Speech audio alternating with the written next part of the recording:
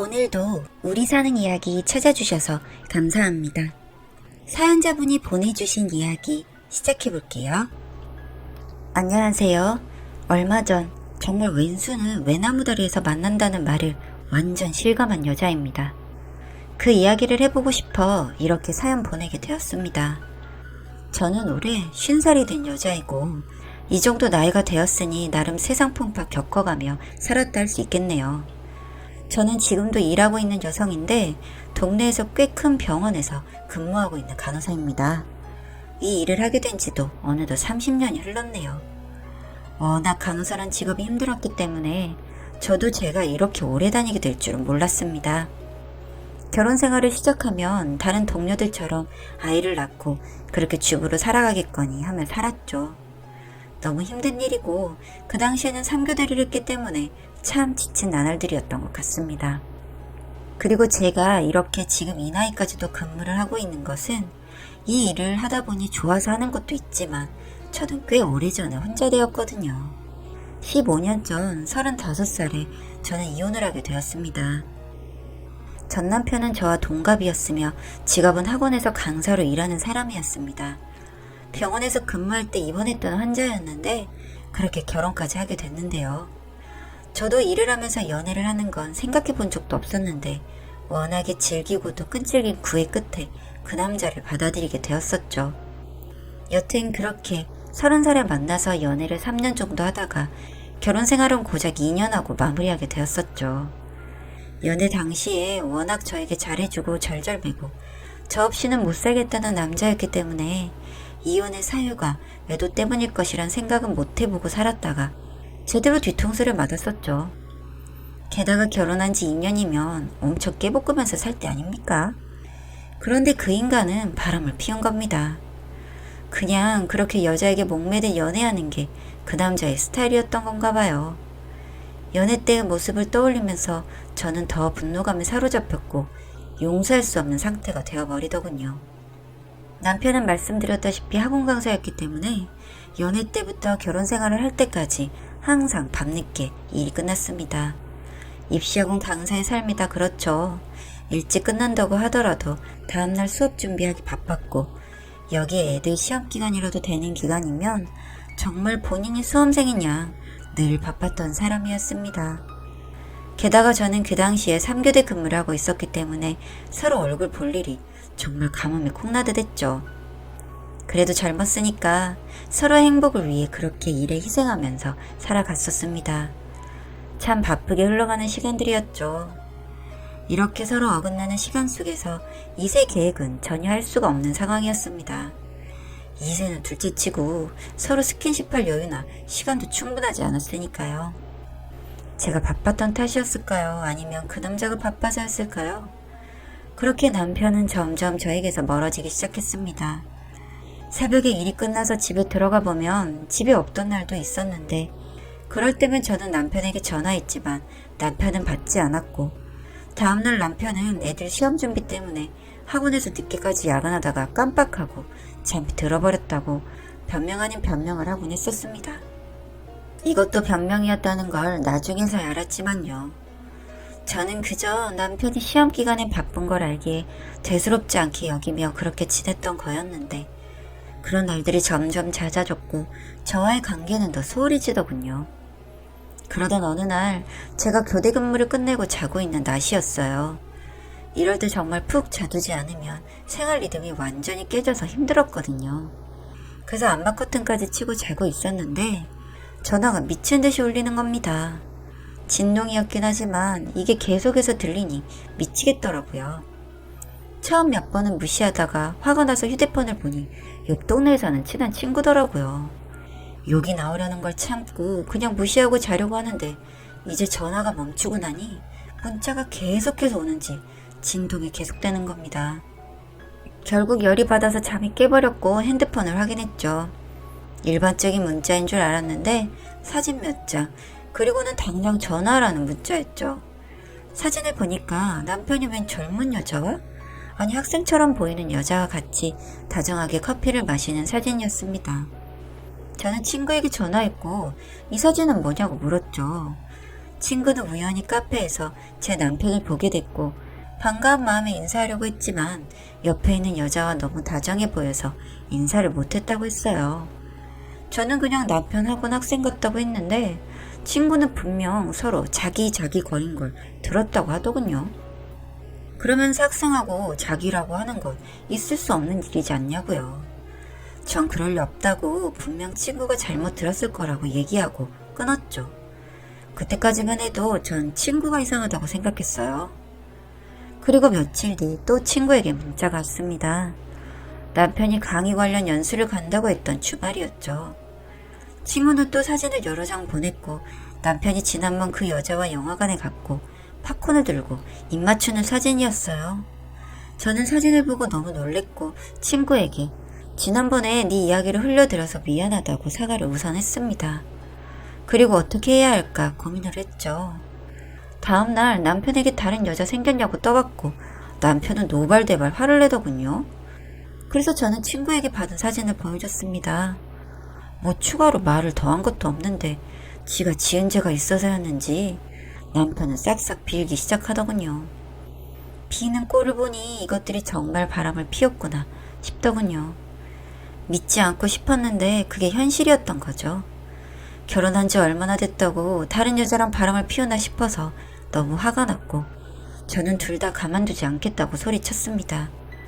제가 난리를 피우자 남편도 울며불며 용서를 구했고 정말 실수였다며 한 번만 용서해달라고 했어요.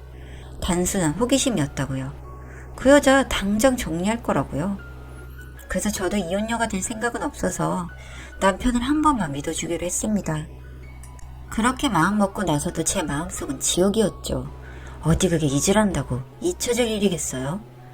얼마간의 시간이 그저 그렇게 흘러갔고 오픈날이어서 집에서 쉬고 있는데 친구에게 전화가 왔습니다.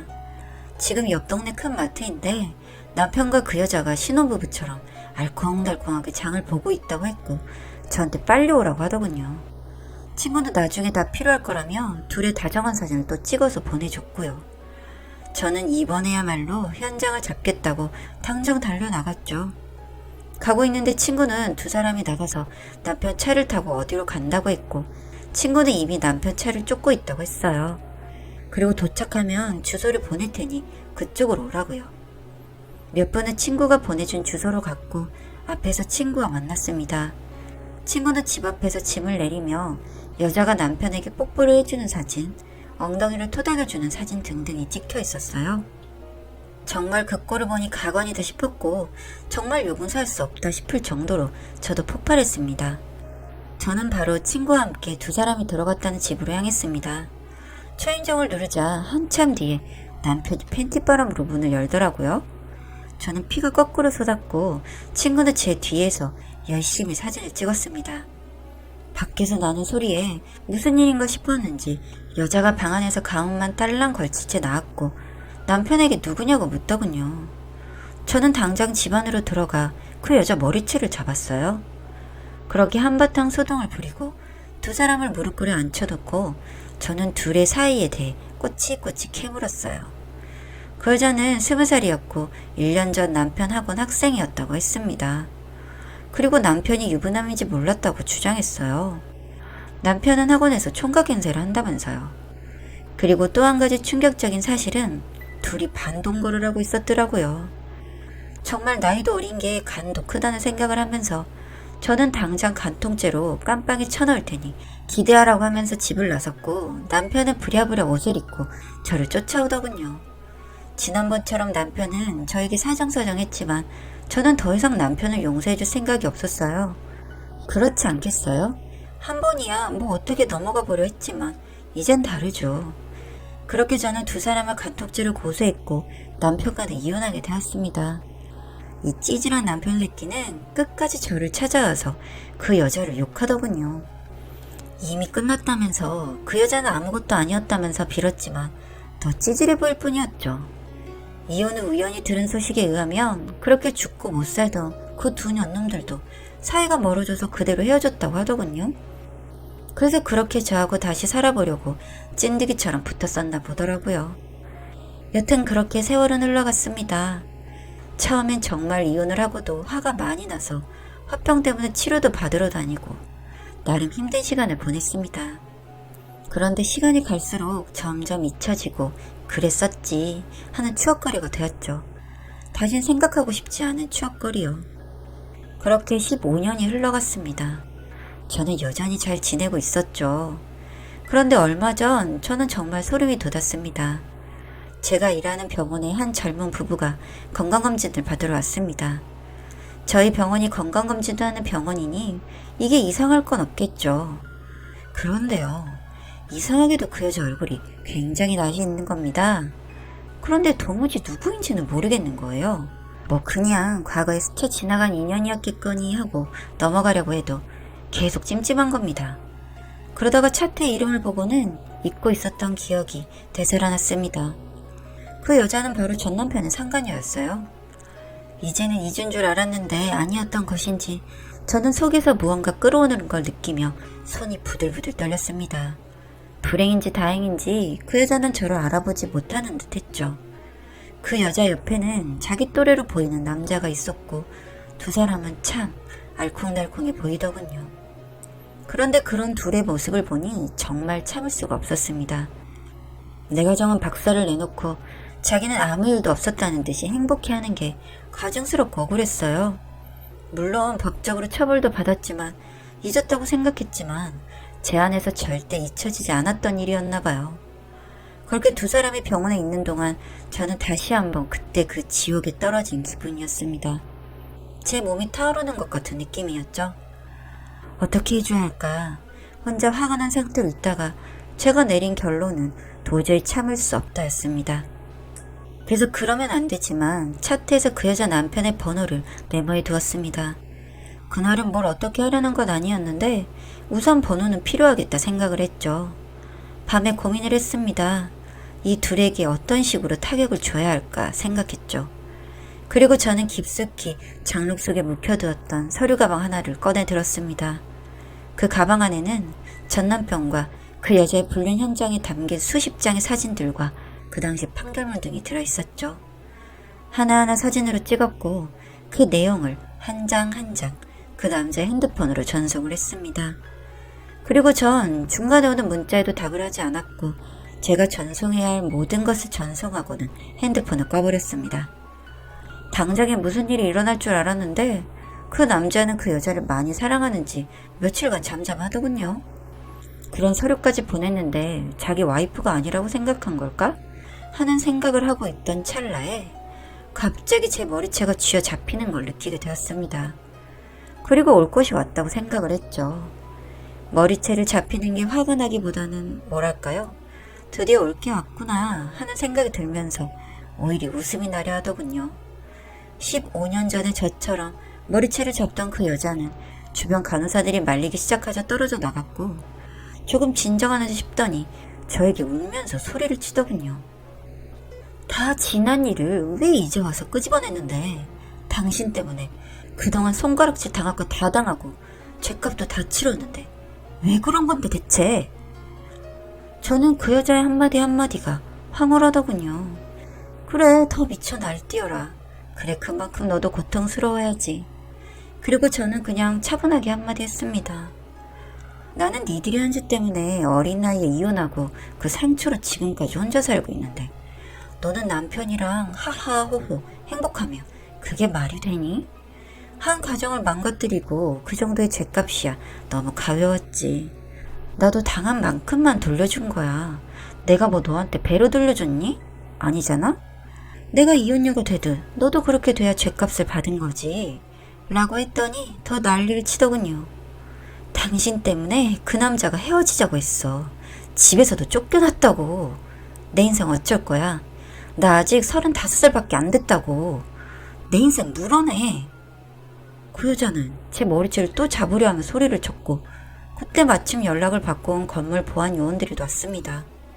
뭐 그 여자는 보안 요원 손에 끌려 나갔고요. 저는 도저히 일할 기분도 정신도 몰골도 말이 아니어서 반차를 사용하고 병원을 나왔어요. 그리고 원장님은 휴가를 줄 테니 몇 주 쉬다가 오라고 배려해 주시더군요. 원장님은 저와 10년 넘게 같이 일을 했기 때문에 제 사정을 다 알고 있었거든요. 원장님의 배려로 휴가를 가지게 된 저는 그 여자의 말을 곱씹을수록 웃음이 터져나왔습니다. 나이 계산까지 하지 못했지만 저와 똑같은 나이에 그 여자도 불행하게 만들었으니까요. 그 여자의 가슴 속에도 이제 활활 타오르는 불덩이가 들어가 앉았겠죠. 제가 그랬던 것처럼 말이죠. 그게 타오르다 못해 온몸에 상처를 입히고 쉽게 꺼지지도 않은 불길이니 앞으로 몇 년간은 고통스럽겠죠. 여기서 끝인 줄 알았는데 휴가를 즐기던 중 모르는 번호로 문자가 한 통 왔습니다. 부고 김건님께서 별세하셨습니다.